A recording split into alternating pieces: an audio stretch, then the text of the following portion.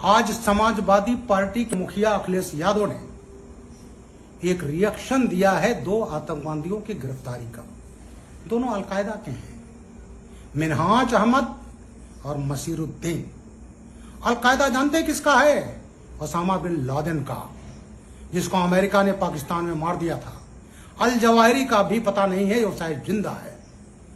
Al Qaeda वो है जो सीरिया और इराक में लड़ रहा है, अफगानिस्तान में लड़ रहा है, और वो आतंकवादी हैं जिन पर आज अखिलेश यादव ने कहा है कि एटीएस पर मुझे विश्वास नहीं है।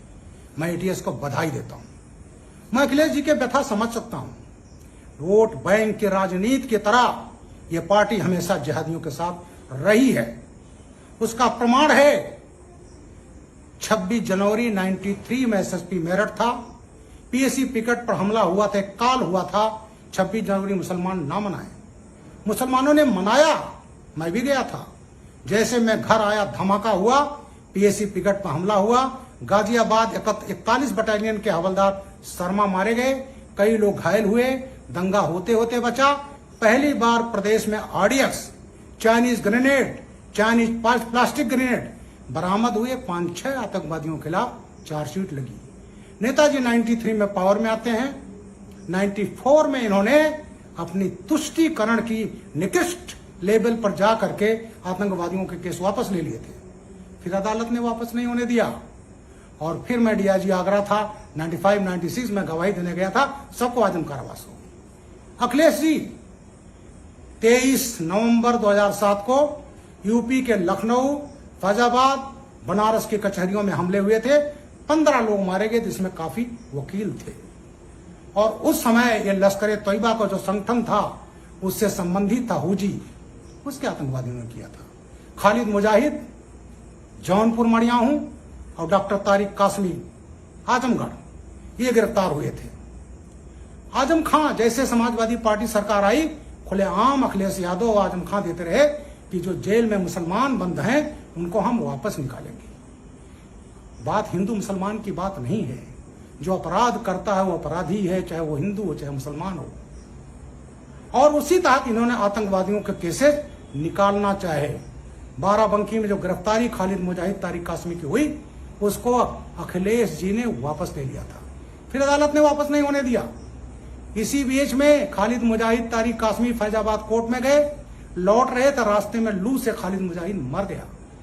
और उसके मरने के बाद मेरे खिलाफ, और उस समय के डीजीपी विक्रम सिंह रहे, मैं तब रिटायर नहीं हुआ था, एडीजी सिविल डिफेंस था, हत्या का मुकदमा इसी बाराबंकी कोतवाली में 18 मई 2013 को अखिलेश ने कायम कराया था मेरे 42 पुलिसकर्मियों के साथ में।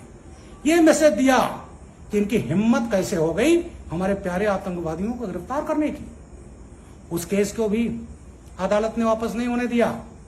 खालिद मुजाहिद तो मर गया, लेकिन तारिक कासमी को आजम कारावास की सजा हो गई। लखनऊ ब्लास्ट में हो गई, अयोध्या जो कचहरी में हुआ था उसमें ब्लास्ट हो गई, और गोरखपुर में इन्होंने मई में ब्लास्ट किया था 2007 में, उसमें भी आजम कारावास की सजा हुई। तो ये बेचारे आतंकवादी पालने वाले, जिहादी पालने वाले, अपराधी पालने वाले, तो इस पार्टी के डीएनए में है गुंडई। और अपने वोट बैंक के लिए, ये तुष्टीकरण के लिए किसी हद तक राजनीति पर किसी उस पर जा सकते हैं।